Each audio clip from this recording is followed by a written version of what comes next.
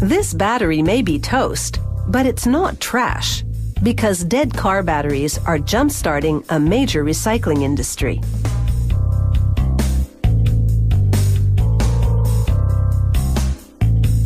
Pallets of old batteries are tipped onto a conveyor. It takes them up into an enclosed machine that has over 30 rotating hammers. They smash the old batteries to bits, and then a screen filters out the lead-acid paste.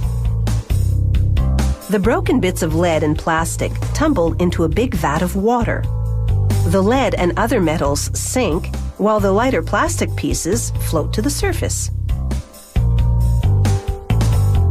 This system allows them to sort and separate the battery components.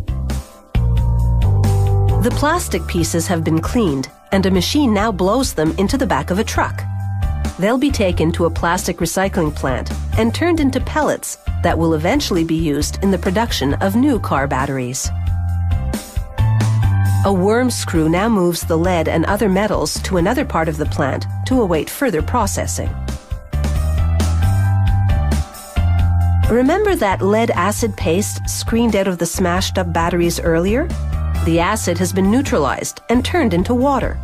This press squeezes the water out, so all that remains is a lead paste. They remove it and add it to the pile of lead and other metals.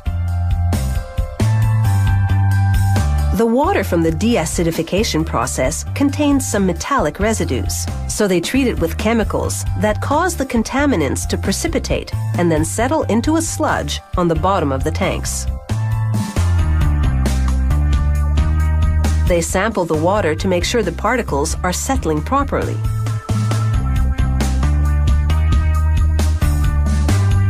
They pump out the sludge and then filter the water, which now meets regulatory standards and can be poured down the drain.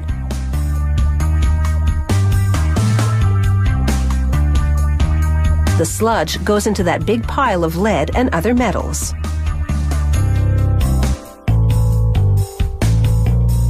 They add a few shovels full of refined coal to the pile as a processing aid.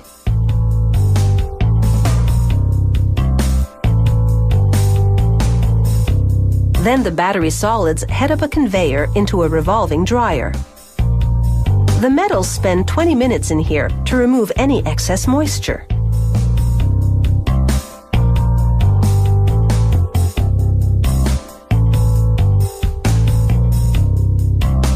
Then it's into a furnace for 10 hours. The lead melts into a liquid and the other metals float to the surface, allowing them to be skimmed off. The molten lead goes into a big steel kettle where it's mixed with caustic soda. This causes some remaining contaminants to float to the surface so they can be removed. The liquid lead is now fairly pure, so it's time to pour.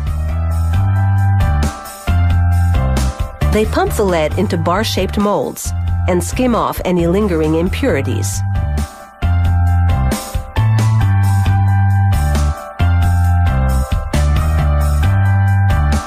Below, a constant spray of ice-cold water chills the molds, and the lead hardens into bars in just 4 minutes.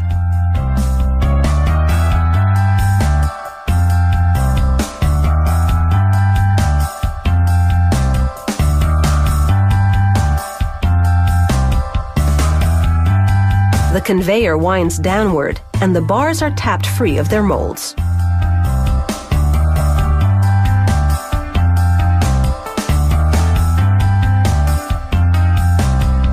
There's enough lead in one of these bars to make 3 car batteries.